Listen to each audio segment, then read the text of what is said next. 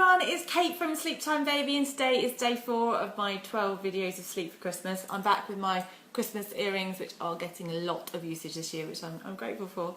So today's topic is coming from a question put to me by Fran and by Carli as well, and that was all about newborns, so tiny little ones between sort of 0 to 3 months, and how to kind of help them get into a routine and good sort of habits and things to go into. So I've got 5 top tips for you today. Number 1, enjoy your baby. Just enjoy the bundle of joy. Well done for bringing such an amazing thing into the world. However your baby is behaving in that moment in time, just look at them and cuddle them, because that's so important for me to make sure that you are at one with your child and taking the most amount of time to enjoy that moment as a family.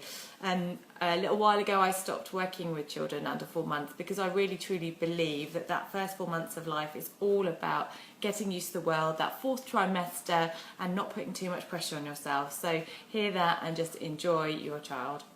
Number 2, so this is getting into little tips and tricks. So this is moving towards kind of great sleep and thinking about what you can be doing to kind of put good habits in, but again, no pressure.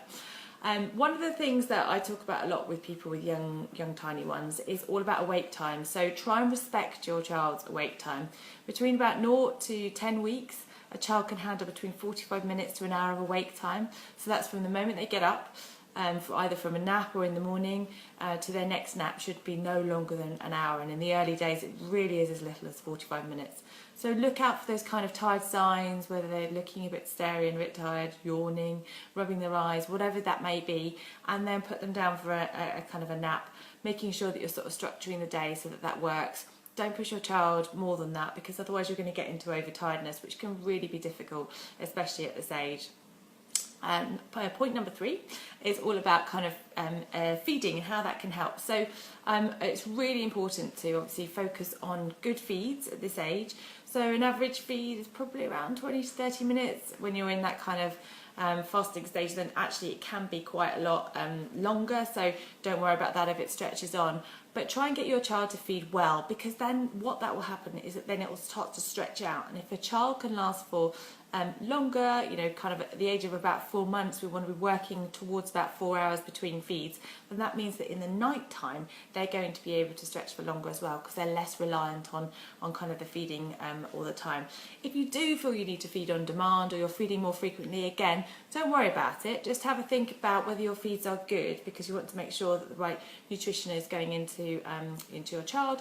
And obviously if you do need any help with that, there are loads and loads of people around. Your local health visitors will have some advice I'm sure they can give you, so don't worry about it. It's just encouraging you to try and do that. And then with that as well, you want to be looking at kind of a sort of an eat, play, sleep routine.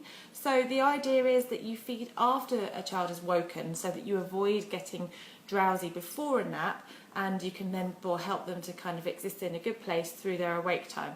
So you feed them sort of about 5-10 minutes perhaps after they've woken, then do lots of playing and enjoying, and then you're kind of looking for that next nap when it comes to the opportune time. Point number 4 is all about kind of bedtime routines. This is all about sending the right signals to your child. So doing the same thing every night is brilliant, because it helps them to understand what's going to happen. So it takes them on that journey every night being the same. So perhaps a bath, perhaps a bit of baby massage, something to kind of get them into a nice calm place before you look to do your bedtime. So then also think about this at nap time as well, even if it's a smaller version of that, so that they again understand that sleep is kind of coming.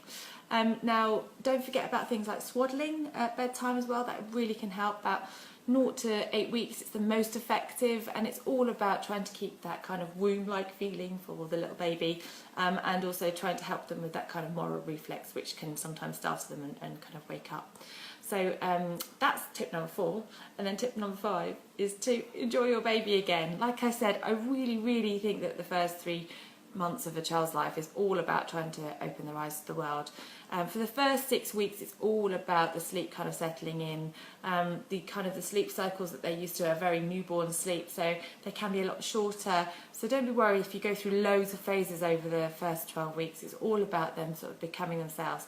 But if you can start to kind of work towards getting your child into a routine of sorts, or into good habits, so that they're kind of starting to settle on their own. So that's kind of avoiding things like feeding to sleep if possible. Putting down drowsy but awake is fine at this age. Perhaps doing a bit of pick up, put down, and encouraging them to sleep in their own sleep space is also brilliant. But like I say, enjoy your child because they are amazing, and well done you for bringing them to the world. That's it for today. That's day number 4. I'll be back tomorrow for day number 5, and looking forward to seeing you then. Thanks, bye.